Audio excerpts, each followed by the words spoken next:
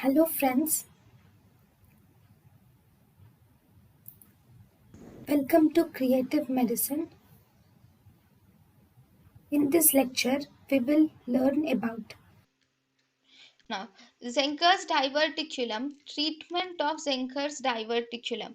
First, before treatment, complications of Zenker's diverticulum. Complications of Zenker's diverticulum are very less. Actually, because there is a diverticulum is present between the cricopharyngeus muscle and the thyropharyngeus muscle through the Killian's descent.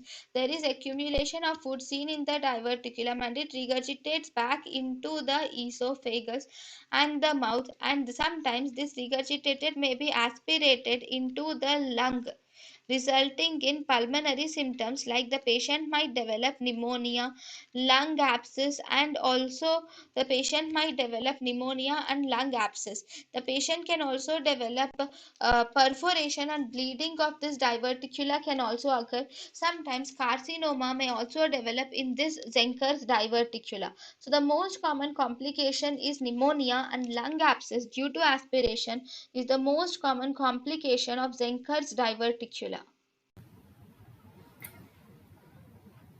thank you and thank you for watching.